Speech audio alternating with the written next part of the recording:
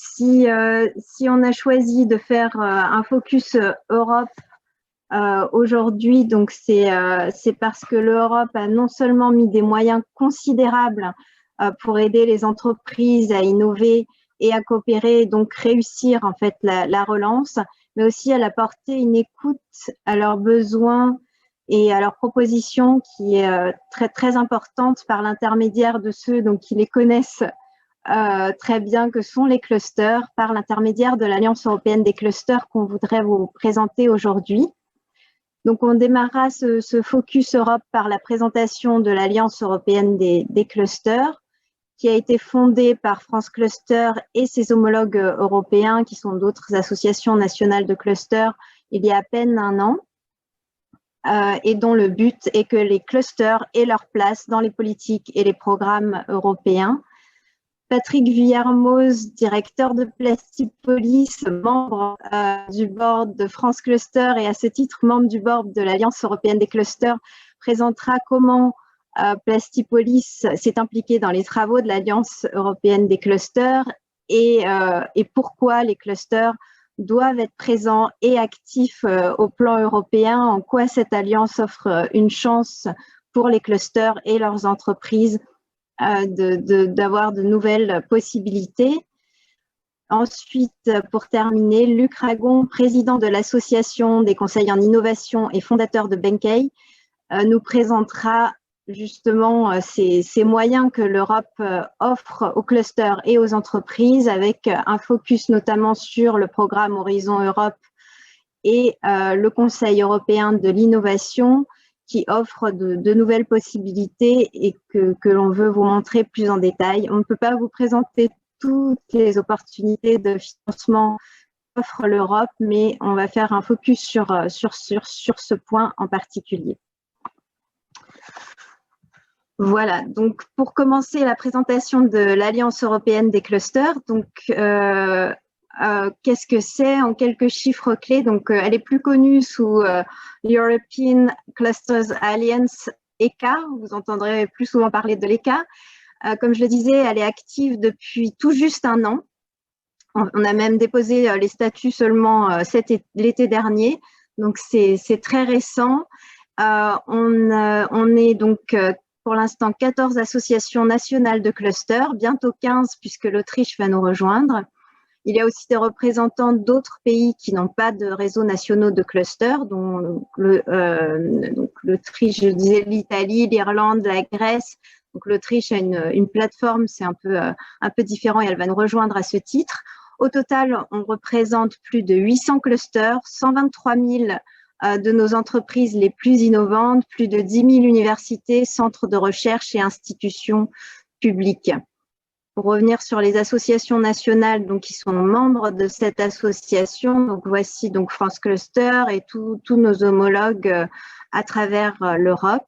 Donc, comme je le disais, l'Alliance européenne des clusters est un réseau représentatif de l'industrie européenne, puisque 800 clusters qui représentent des dizaines de milliers de PME de tous les secteurs à travers l'Europe, c'est un réseau qui compte.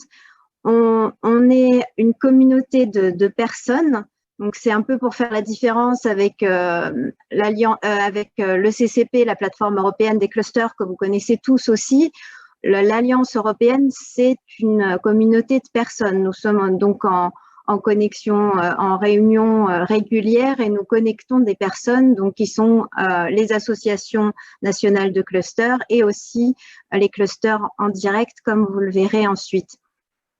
Donc, notre force, c'est d'être en lien direct donc avec la réalité, les défis et les activités des managers de clusters que nous rassemblons. Et nous offrons donc un forum collaboratif et ouvert donc sur les intérêts, les besoins, les opportunités et les défis des clusters européens.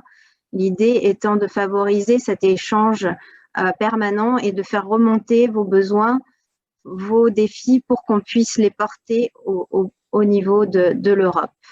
Puisque la mission de l'Alliance européenne des clusters, c'est avant tout d'être cette voie commune des clusters européens pour favoriser les connexions entre vous, pour favoriser votre contribution aux initiatives européennes et que vous puissiez donc saisir les opportunités qui s'offrent à vous et relever les défis. La vision, donc c'est ça, c'est de positionner les clusters comme des acteurs clés de l'écosystème innovant européen pour le développement et la croissance de l'économie et de notre compétitivité. Très concrètement, même si donc on a été créé depuis peu de temps, justement pour illustrer en fait ce rôle que l'on veut jouer de représenter les intérêts des clusters, de représenter leur voix et de faire en sorte qu'ils fassent partie des politiques et programmes européens. Nous avons organisé des rencontres bilatérales avec des représentants de toutes les institutions européennes et donc même avant la crise Covid, on a été reçus par plusieurs parlementaires européens, France Cluster également, en tant qu'Alliance européenne des clusters, a organisé ce type de rendez-vous qui ont été très bien reçus. On a aussi rencontré le Comité économique et social européen et donc la Commission européenne directement, et vous verrez que notre commissaire pour le marché intérieur en charge du numérique, de l'industrie, donc Thierry Breton, a entendu la voix des clusters par l'intermédiaire de l'Alliance, et Patrick vous en dira plus dans sa présentation. Les position papers que nous avons rédigés ont porté donc sur la reconnaissance des clusters dans les prochains programmes européens, sur le rôle des clusters par rapport à la nouvelle initiative des investissements interrégionaux pour l'innovation et la reconnaissance des clusters dans les initiatives européennes de relance. Donc, la place des clusters dans les plans de relance, ça c'était notre grande bataille. Vous pourrez retrouver tous ces position papers, également la lettre qui a été rédigée à Thierry Breton et la réponse qui a été donnée à cette lettre dans la mallette outils de MyFrance Cluster sur la plateforme MyFilex. La force de notre alliance, c'est aussi d'être ouverte et de coopérer avec d'autres réseaux. Et comme vous le voyez, donc pour le position paper qu'on a fait sur la nouvelle initiative des investissements interrégionaux pour l'innovation, plus connue sous Component 5 peut-être, on a coopéré donc avec de nombreux autres réseaux qui sont importants et de premier plan au niveau européen. Je vais, pour être encore plus concret et pour montrer que ce n'est pas que du lobbying, mais aussi une vraie coopération, un vrai forum ouvert et une nouvelle façon de travailler et de coopérer ensemble, je voudrais attirer votre attention sur ce qu'on a fait pendant donc la crise, dès le début en fait de la crise du Covid-19 et depuis donc en vue de la relance. On a créé l'Alliance européenne contre le coronavirus. Et ça a été donc en fait très concrètement des rencontres quotidiennes en ligne, donc des réunions GoToMeeting tous les matins depuis mars 2020, avec l'objectif de favoriser les échanges d'informations, les meilleures pratiques, les actions à mener, les exemples de projets qui sont menés, en fait comme une nouvelle approche pour connecter les clusters et d'autres acteurs européens de tous les secteurs et de différents domaines d'expertise entre eux pour réfléchir, en fait, comprendre, identifier les besoins à traiter en priorité et partager des idées et des solutions donc, pour faire face à la crise et enclencher la relance. On a notamment, mais je ne vais pas aller dans le détail, donc Patrick Villermoz va détailler son implication à lui en tant que cluster, ce sera plus illustrant, mais en quelques mots, on a quand même participé à la Rapid Alert Function qui a été mise en place par la Commission européenne pour détecter en fait des dysfonctionnements sur les chaînes de valeur et des ruptures d'approvisionnement. Donc, ce travail a permis de détecter 84 dysfonctionnements. On a aussi donc travaillé par écosystème, donc la nouvelle politique industrielle européenne s'articule autour de ces 14 écosystèmes industriels que Patrick va présenter, et demain Oula Engelmann, chef d'unité donc sur les technologies de pointe, les clusters et l'économie sociale, présentera donc également je vous invite à l'écouter demain matin pour en savoir plus sur le cadre général de la politique européenne des clusters. Et donc, ces 14 écosystèmes donc, sont la base de la future politique, et les clusters ont un rôle clé à jouer dans chacun de ces écosystèmes.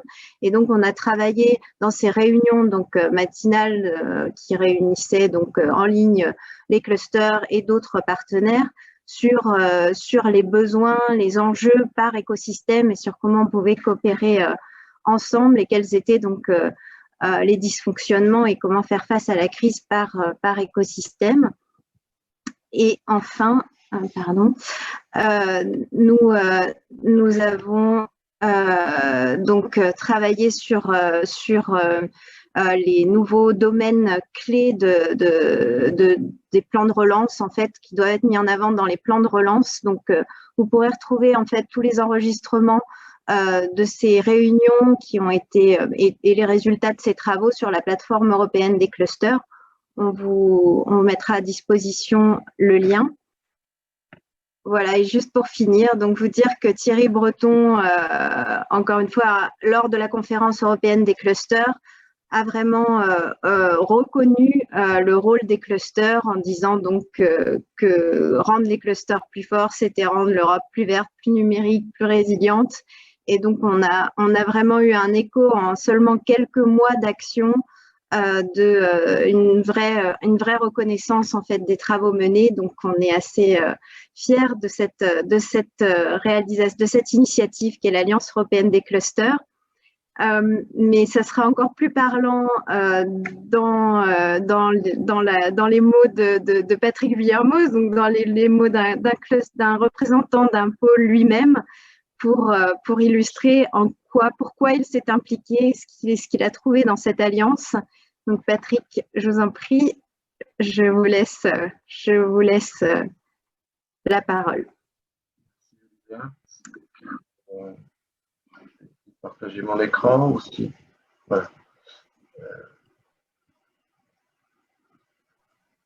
L'écran n'est pas partagé. Si, parfait. Écoutez, merci. Juste un instant de réglage, mais voilà, merci Lisa d'avoir vraiment planté le décor de manière très claire et surtout très concrète sur le rôle des clusters à venir et ce qui s'est passé ces derniers mois.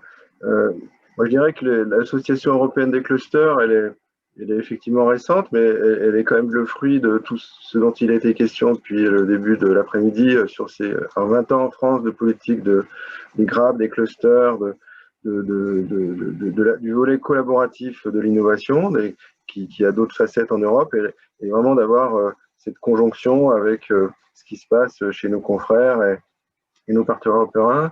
Donc c'était un sujet qui était très débattu l'année dernière dans le cadre des futures politiques communautaires, et qui a vraiment pris son sens, on va le voir après, dans le cadre de la crise de cette année.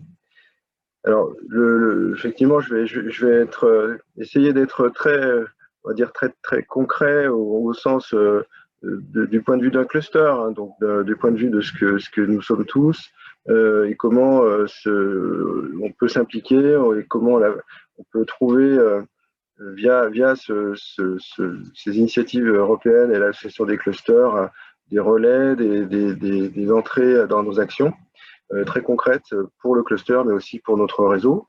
Donc Plastipolis, on existe depuis une quinzaine d'années, on fait partie des pôles de compétitivité en France. On est historiquement sur cette dualité État-région sur l'innovation industrielle.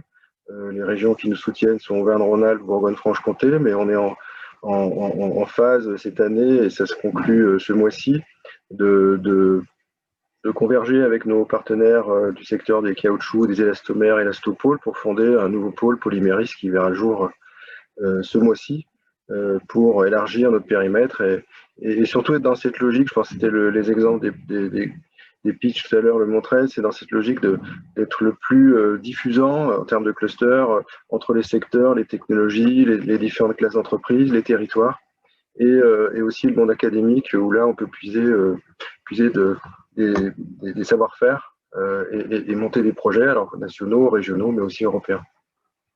Donc on est sur ce modèle-là. L'Europe, nous, on y est pas de manière forcée.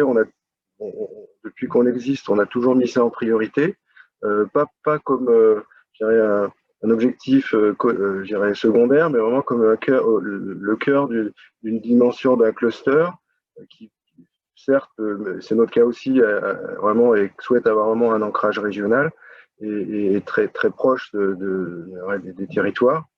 Et de l'autre, être connecté à d'autres territoires en Europe, voir ce que font nos homologues et travailler avec eux. On est actif sur ce sujet de longue date. Les thématiques du pôle, on les a vues, je les ai passées rapidement avant. Plastique oblige et industrie manufacturière oblige. On est beaucoup aujourd'hui sur deux grandes thématiques qui sont l'industrie du futur et la digitalisation. Les exemples des projets européens qui sont là concernent ces sujets-là, en particulier le projet AI Regio, qui est un projet Horizon 2020 sur l'intelligence artificielle pour le manufacturing, mais combiné, là, je crois que je reviendrai juste après, sur ces enjeux d'économie circulaire, d'économie verte, et en particulier qui est poussé par l'Europe autour du Green Deal. C'est le projet DigiPrime qui est à gauche. Alors, on s'y impliqué, comme on a été pas pris de court, mais on a été, voilà, tous autant que nous sommes, en tant que personnes, organisations, amenés à vraiment redéfinir nos actions là, à partir du mois de mars, via France Cluster, et je la remercie. On a été très tôt associés à cette dynamique qui se mettait en place de partage d'informations et surtout de liens entre des secteurs différents, des expériences différentes tout autour de l'Europe. Les premières réunions auxquelles j'ai personnellement participé, ça devait être autour du 25 mars. Et dans la logique aussi qu'expliquait très bien Lisa, c'est-à-dire d'être sur des logiques globales, de politique, on va dire, d'innovation, de politique de rebond et de traitement de la crise, c'est clair, ces derniers mois, mais aussi dans une logique de partage, de lien entre des personnes pour faire des choses concrètes. Donc, on s'y est très mobilisé très volontiers. On a partagé en particulier, alors au fil des mois, on a beaucoup partagé, mais on l'a fait aussi côté français, bien sûr, concrètement ce qu'un cluster apporte dans une période de crise. Ça a été dit tout à l'heure par Jean-Luc Ancel, par d'autres, par la NCT, que la dimension collaborative, collective d'un cluster, ça a d'autant plus de valeur en période de crise qu'en période, on va dire, normale. On est plus fort à plusieurs. Il y a vraiment, et les entreprises, ça a été dit aussi, les entreprises qui sont dans cette dynamique s'en sortent mieux. Et je dirais que c'est un indicateur qui est tout au crédit de ce que nous faisons tous. Après, on a partagé ce qui est évoqué ici. On avait donné notre témoignage à une époque, il y en a eu d'autres. Concrètement, qu'est-ce que fait un cluster en période de crise, c'est-à-dire partager de l'information, gagner. Il y a un aspect temps important, hein, effectivement. Il y a surtout quand il s'agissait de travailler sur des réponses d'urgence, sur les masques, sur les respirateurs, sur différentes solutions. Être aussi anticiper des évolutions réglementaires, des évolutions économiques, hein, puisqu'il y avait des questions, on a parlé de disruption de supply chain tout à l'heure, c'était le terme de traiter ensemble ces questions de chaîne de valeur. Et là, ça ne s'arrête pas aux frontières d'une région ou d'un pays. Et puis, on y est depuis, c'est pas terminé, effectivement, de savoir préparer la suite. Et le congrès Philex de ces jours-ci est complètement sur le sujet de préparer ou d'apporter notre pierre sur l'évolution et sur la reprise de l'industrie. Alors cette période, elle a été bizarre, elle a été particulière, en particulier pour l'industrie qui est la nôtre, très malmenée depuis un certain nombre d'années autour de la responsabilité environnementale, autour de l'impact des activités et de nos produits sur l'environnement, à tort ou à raison. J'ai repris ce petit croquis du mois d'avril, paradoxal au sens où, et je pense que ça peut être, on en a aussi parlé dans le cadre de l'ECA, c'est quelque chose qui est aussi perceptible dans d'autres secteurs. La crise a un peu redessiné le positionnement de différentes industries, et en particulier la nôtre, puisque sans aller jusqu'à ce schéma un peu caricatural, effectivement, les gens ont compris et toute la valeur ajoutée de certains produits, de certaines solutions. Et c'est vrai que ça a été un aspect qu'on a partagé avec d'autres clusters et qui a donné du baume au cœur à certaines entreprises, même si les grands enjeux subsistent et on y est à fond là-dessus, autour en particulier du recyclage, de l'éco-conception ou de l'impact, du zéro impact environnemental des produits ou des process. Alors concrètement, c'est vrai que c'était un investissement mais je dirais que c'est un peu notre métier de préparer l'avenir, donc de participer à ces discussions. L'ECA a été quand même très, très motrice là-dessus, a très tôt impliqué la Commission européenne et la DG Gros en particulier, avec Julien Engelmann qui parlera demain. Ce qui est un signe, parce qu'on avait eu les mois précédents ou l'année dernière, et je pense que le France Cluster s'en faisait l'écho, des craintes sur comment les clusters étaient perçus comme acteurs clés dans les programmations européennes à venir. Je pense que tout ce qui a été fait avec le CA a bien montré, a remis les clusters dans le jeu et vraiment à une place importante. Les clusters, les pôles, les différentes organisations, les industries, comme ce qui est notre cas, l'économie sociale et solidaire. Comme je disais, expliqué à Lisa, par ces réunions, j'ai découvert un cluster Jura qui est très proche géographiquement de nous et que je connaissais pas, autour de dimension territoriale très, très, très terrain. Donc voilà, des solutions techniques, des modèles économiques à revisiter. Et ça, c'est très enrichissant, avec aussi la préparation de la suite, en particulier les nouveaux programmes communautaires dont on aura le détail juste après. Alors aujourd'hui, c'est depuis que je dirais que la phase, on va dire, très, très d'urgence est passée, même si la crise subsiste.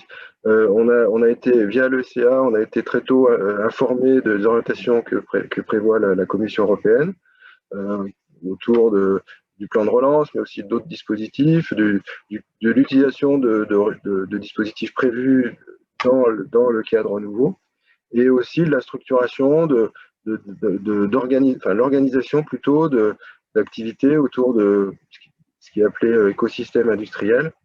Il y en a 14 ici qui sont identifiés comme étant des environnements propices à préparer l'avenir, à créer du lien. Et comme c'est évoqué sur la planche, chacun de nos clusters, des nôtres comme Plastipolis, sommes très transversaux, donc on est impliqué dans la majorité d'entre eux. On a plus dans certains que dans d'autres, mais les clusters ont été validés comme étant des acteurs clés, comme d'autres agences, d'autres organisations d'entreprises. Et donc, c'est clairement dans l'étape à venir un rôle sur lequel on pourra s'appliquer et d'être sur un paramètre économique plus concret pour faire aussi le lien avec, plus précis, pour faire le lien avec nos entreprises. Et pour terminer, pour rebondir sur ce que disait Lisa tout à l'heure, effectivement, la grande satisfaction, même si c'est une étape, c'est qu'on a eu l'écoute de la Commission européenne via l'ECA. Le partenariat, via aussi le partenariat avec d'autres agences. On a parlé de CCP, il y a Euclès qui se met en place sur la refonte de l'évaluation des labels d'excellence cluster. Il y a EREC, il y a beaucoup d'agences, mais finalement ça s'est fait de manière assez intégrée. Et puis l'écoute de la Commission européenne, très tôt, en juin, on a eu quand même le commissaire européen qui est venu participer à un webinaire pour donner un peu son point de vue, mais surtout signifier son intérêt sur ce que faisaient les clusters et au niveau européen. Il y a eu, comme l'a dit aussi Lisa, des documents de positionnement sur différents programmes, d'une manière générale sur la reprise, mais aussi sur des programmes comme les programmes interrégionaux, là, qui sont quand même très importants dans la nouvelle génération d'Interreg. Peut-être que Luc Ragon en parlait tout à l'heure. C'est un dispositif qui peut être très intéressant pour développer des projets interclusters. Tout ça, ça a été, il y a eu donc été détaillé pour une partie à la conférence des clusters qui a eu lieu à distance. Ça aurait dû avoir lieu à Berlin cette année en novembre, ça a eu lieu à distance le 10 et le 11 novembre. Avec le format que pour ceux d'entre vous qui ont participé à des conférences clusters, il y en a eu une dizaine ces dernières années, je pense, effectivement à différents endroits. C'est l'occasion de faire un tour d'horizon sur les bonnes pratiques et les programmes à venir. Il est clair que c'est pas une surprise, la crise Covid est au cœur de tous les sujets, mais il n'empêche que à la fois ce que les clusters ont fait et ce qu'ils peuvent faire a été validé comme très pertinent. Avec, là encore, et là avec une intervention encore plus précise sur, je dirais plus claire, sur de la part du commissaire européen sur ce qu'il attend des clusters comme étant un acteur clé dans la ligne politique de l'Europe autour d'une Europe plus verte, plus digitale et plus résiliente. Donc effectivement, si on revenait un an en arrière, on n'aurait pas imaginé que les pôles et clusters soient reconnus avec ce rôle très engageant quand même. Et donc c'est une charge à nous maintenant d'apporter et de tirer profit de cette mise sous les projecteurs. Alors, les travaux avec le CA se poursuivent. Certains d'entre nous en y participons. Il y a des sujets en discussion. Il y a des programmes qui se lancent. Il y a un programme sur les alliances stratégiques, des alliances stratégiques de cluster qui est ouvert jusqu'en février par COSME.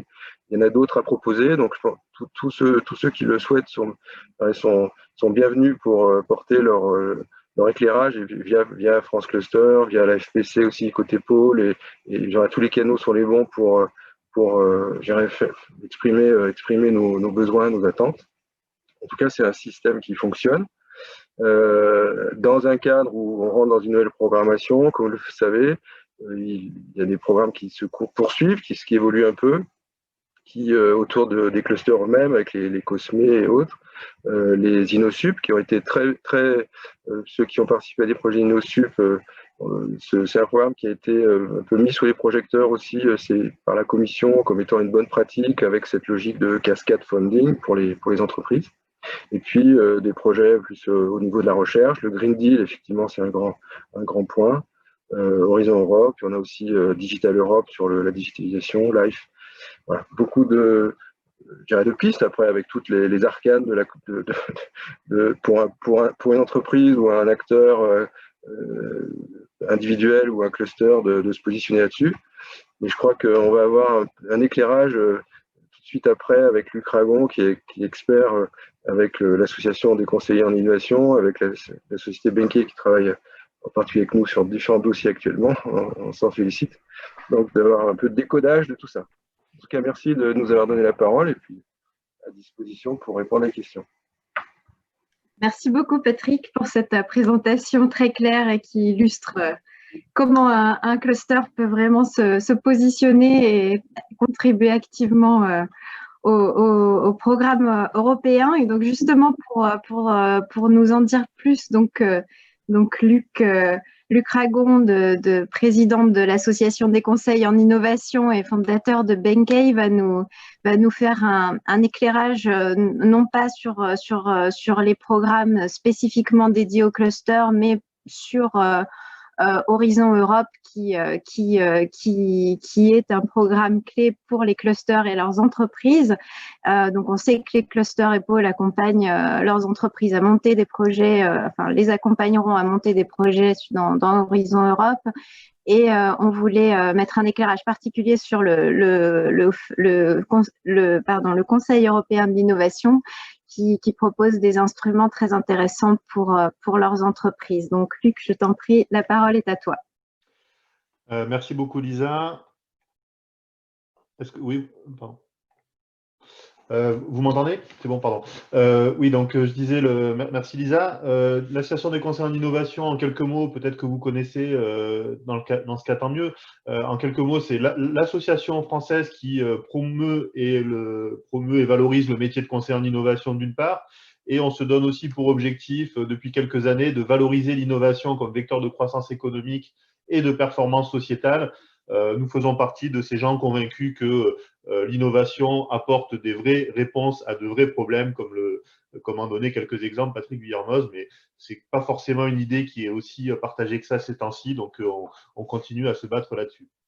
On représente 4 principaux métiers: stratégie d'innovation, politique publique d'innovation, projet collaboratif, qui est plus l'objet d'aujourd'hui, et la fiscalité de l'innovation. Et il se trouve qu'on travaille avec la quasi-totalité, enfin, en tout cas, nos membres travaillent avec la quasi-totalité des pôles et clusters, agences régionales, etc. Donc, vous avez sans doute croisé certains des membres de l'ACI dans votre pratique quotidienne. Aujourd'hui, c'est 70 entreprises. Hein, la quasi-totalité des entreprises importantes françaises sont membres de l'association. On produit des livrables techniques, j'en mentionnerai un juste après. Et on a des partenariats, bien sûr, avec France Cluster, qu'on est très content d'accompagner aujourd'hui dans ces présentations, mais aussi BPI France. On a mis en place un programme avec BPI France qui s'appelle le Diag Europe pour accompagner les PME vers l'Europe. Avec la médiation des entreprises, on a mis en place des choses aussi, notamment autour du référencement des acteurs du crédit d'impôt recherche. Et puis, on vient de fonder, un peu à l'image de ce qu'a fait France Cluster, on vient de cofonder l'Association européenne des conseils en innovation, qui a été lancée il y a une semaine et dans lesquels on est participant actif. Moi-même, je suis donc président de l'ACI, Lisa l'a déjà mentionné, et dans l'actualité, on a donc la sortie d'un guide qui s'appelle « Montage de projets européens de recherche et d'innovation », guide de bonnes pratiques, qui vient vraiment d'être finalisé. Là, il a été présenté à Lyon le 16 novembre, je crois, lors d'une journée Europe organisée par l'agence régionale qui nous a aidés dans la constitution de ce guide. C'est un guide que vous pouvez consulter, télécharger, qu'on a publié en Creative Commons. L'idée étant de faciliter sa diffusion et son utilisation, notamment dans des formations ou dans des voilà, en tout cas, c'est un document que vous pouvez réutiliser et distribuer si vous le trouvez adapté et suffisamment approprié à vos besoins. Donc, vous avez les coordonnées et vous aurez également le guide dans les éléments de présentation.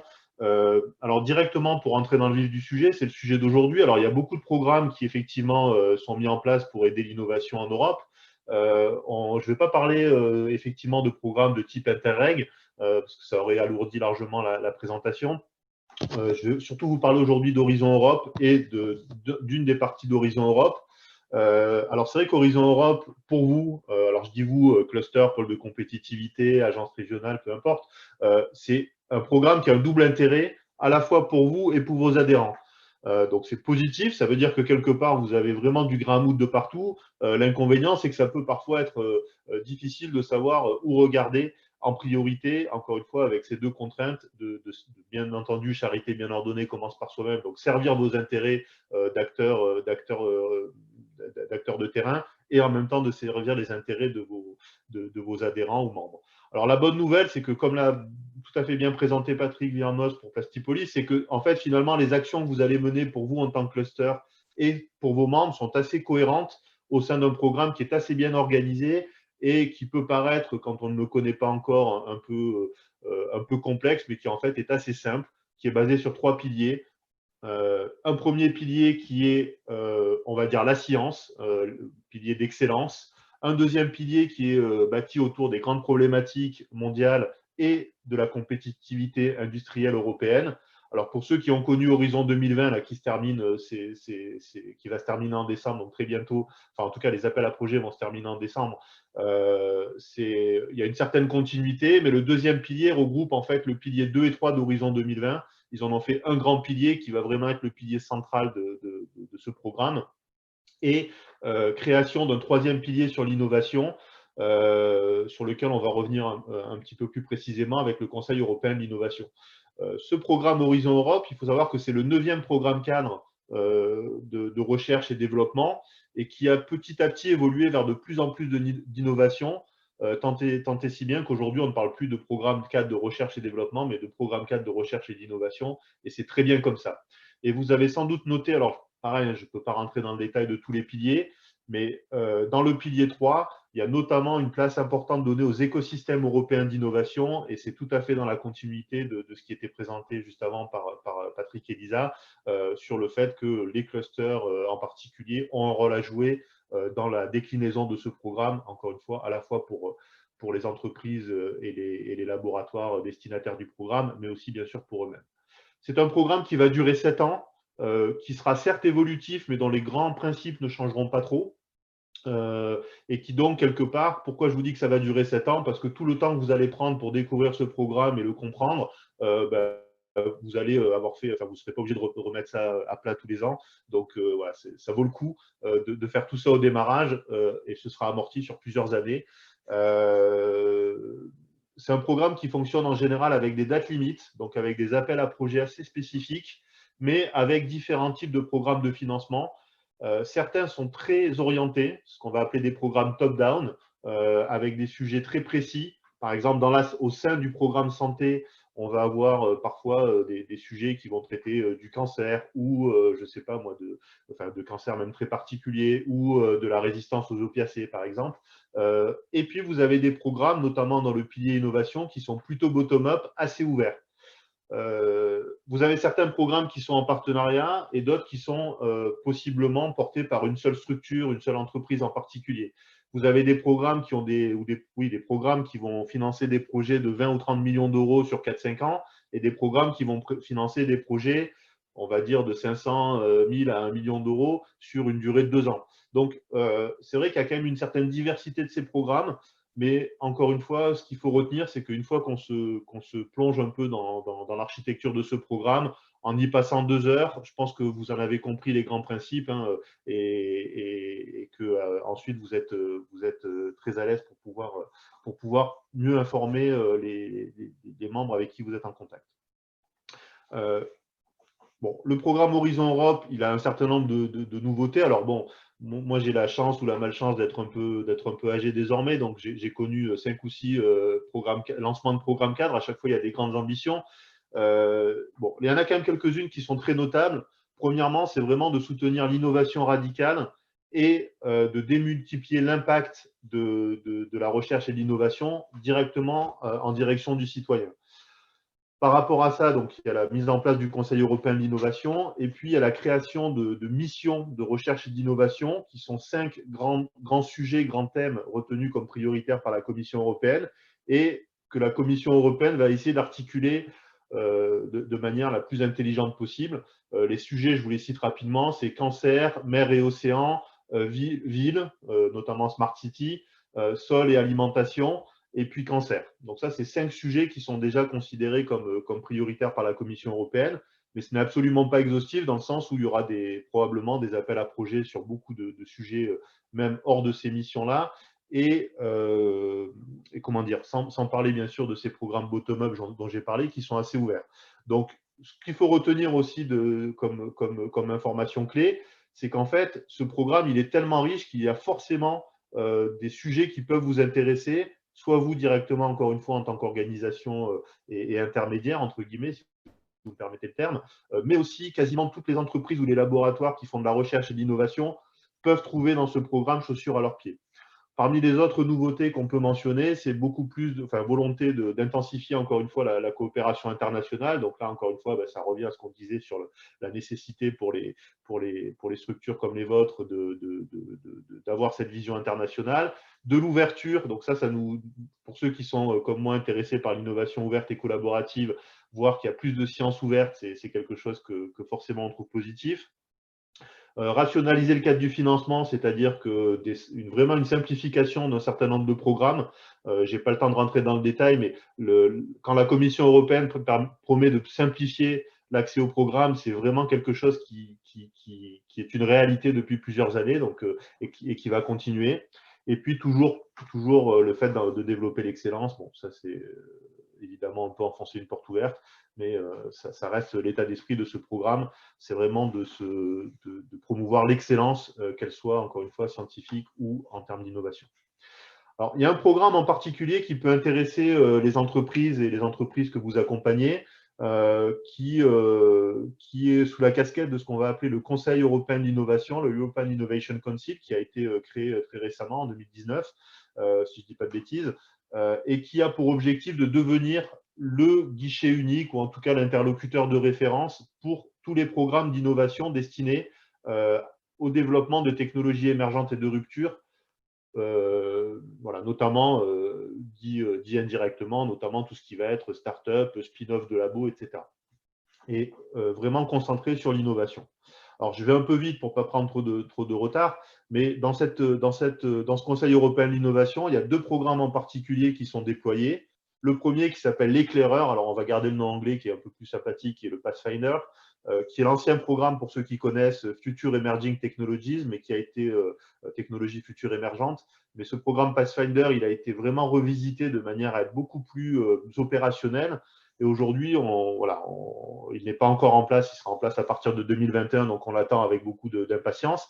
Mais c'est vrai que c'est quelque chose qui va possiblement intéresser tous les projets menés en collaboration.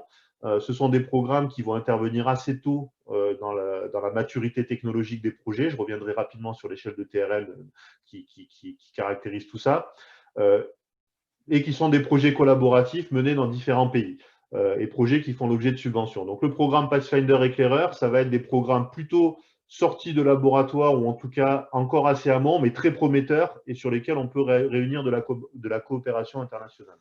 Et puis, le programme accélérateur, qui est un peu le programme phare de l'EIC, c'est ce qu'on appelait avant l'instrument PME, qui a été lui aussi largement toiletté et qui a pour but de financer des entreprises en général toutes seules, et même 99% des projets sont des programmes monobénéficiaires, entre les dernières étapes de R&D, ou de recherche et d'innovation, à partir du TRL 6, pour ceux qui connaissent déjà l'échelle, jusqu'à la mise sur le marché, et avec un programme extrêmement incitatif, puisqu'il y a à la fois une subvention de 70% des dépenses éligibles pour un montant qui peut atteindre 2,5 millions de subventions sur 2 ans, donc extrêmement important comme niveau de subvention. Et en plus, depuis peu, et ça va être accentué, la possibilité que la Commission européenne rentre au capital de l'entreprise pour des montants qui peuvent aller jusqu'à 15 millions d'euros. Donc, c'est extrêmement conséquent. C'est vraiment, pareil, excusez-moi pour l'anglicisme, mais un game changer pour les entreprises qui sont lauréates. Et c'est un programme qui, encore une fois, joue vraiment un rôle de programme phare pour la Commission européenne. L'inconvénient de tout ça, c'est que c'est un programme qui est extrêmement souscrit et qui donc a des taux de succès assez bas. Rapidement, qu'est-ce qu'il faut connaître pour aider vos entreprises à bien se positionner et pour identifier les futurs lauréats, les entreprises qui peuvent vous en parler? Premièrement, encore une fois, je le disais, il y a des programmes sur beaucoup de sujets. Alors, je ne détaille pas tous les acronymes, mais RIA, IA, c'est des programmes collaboratifs un peu plus classiques. Les ERC, c'est des programmes très amont plutôt pour les labos. Les MSCA, c'est Marie Curie, Sklodowska, c'est des actions plutôt liées qui intéressent les laboratoires. Et si on se fie à cette échelle de TRL que vous connaissez déjà sans doute, qui est de niveau de maturité technologique, allant de 1 à 9, on a quelque part des projets pour tout le monde. Si on se focalise sur le IC Accelerator, pour lequel encore une fois, qui concerne les entreprises très innovantes, les PME très innovantes, on va avoir des projets qui vont être financés à partir du TRL 6, c'est-à-dire qui auront déjà fait une preuve d'efficacité, qui auront déjà un prototype ou un démonstrateur existant. Donc ça, un des rôles que vous pouvez avoir, c'est vraiment de vous assurer que les entreprises qui viennent vous voir et qui vous demandent s'ils sont éligibles à l'EIC, en particulier dans l'EIC Accélérateur, ont déjà bien ce niveau de maturité avant de s'engager dans une démarche de montage de projet. Pour finir, encore une fois, c'est sans doute un peu trop rapide, mais j'espère en tout cas que ça donne une première visibilité. Pour ce qui concerne les clusters, les pôles, les accompagnateurs, il y a 3 sujets sur lesquels vous pouvez aider vos entreprises en particulier. C'est premièrement, vous assurer que l'entreprise qui veut présenter un projet est bien dans la cible attendue. Donc, toujours regarder qu'est-ce qui est visé, notamment pour le IC Accélérateur, je le disais, des PME très innovantes, avec des projets risqués et avec des forts impacts. Ce que vous pouvez aussi aider vos entreprises à qualifier, c'est toujours les mêmes 3 critères d'évaluation objective des projets, c'est à savoir l'impact. Est-ce que mon projet peut avoir un impact important sur mon domaine d'activité? excellence. Est-ce que mon projet fait partie des projets qui vraiment se distinguent par ce qu'ils proposent et par le niveau scientifique, technique ou d'impact de marché qu'elles peuvent avoir, et qualité d'implémentation. Est-ce que j'ai tous les ingrédients pour réussir, les équipes, les brevets, etc. Dernier petit point pour conclure ce tour d'horizon assez rapide, l'évaluation des projets. Un message à faire passer aux entreprises ou aux participants, c'est vraiment qu'on ait une évaluation des projets qui est extrêmement indépendante, en particulier sur le IC. Et donc, il faut combattre cette idée reçue parfois du lobbying qui ferait la différence sur les projets. C'est vraiment les bons projets qui vont être financés. Et donc, tout ce que vous pouvez faire pour aider les entreprises à bâtir des projets d'excellence va augmenter leurs chances. Et sachez que notamment des acteurs comme BPI France proposent pas mal de systèmes d'accompagnement pour faciliter le montage et la préparation de dossiers. Ouais. Bon, le reste, c'est un lexique, peu importe, et des points de contact, vous aurez tout ça dans la présentation. Donc, je redonne la parole à Lisa. Merci. Merci Luc, je suis désolée, on doit malheureusement conclure. Merci beaucoup pour cette excellente présentation qui nous montre de nouvelles possibilités pour que les clusters accompagnent leurs entreprises sur ces opportunités européennes. Juste pour conclure cette session, je vous propose donc de retrouver donc dans la boîte à outils de la plateforme MyFilex, dans le menu de gauche, vous voyez mon écran, oui. Donc toutes nos présentations, les position papers de l'Alliance européenne des clusters et le guide du montage des projets européens donc de recherche et d'innovation de l'ACI, pardon, donc dont Luc a parlé. Dans les mois qui viennent, je voulais aussi vous dire de ne pas manquer donc les formations que France Cluster vous propose sur les appels à projets européens et la stratégie Europe d'un cluster. Et puis demain, donc comme on vous l'a déjà dit sur Filex, ne manquez pas donc la présentation d'Ulla Engelmann, qui est la chef d'unité technologie de pointe, cluster et économie sociale de la DigiGrow à la Commission européenne, puisqu'elle vous donnera aussi une présentation plus globale donc du futur de la politique européenne des clusters, avec certainement les Joint Cluster Initiatives qui sont à regarder de près, puisque ça va intégrer certainement plusieurs des appels à projets dont on a parlé actuellement de COSME et d'InnoSup Cluster.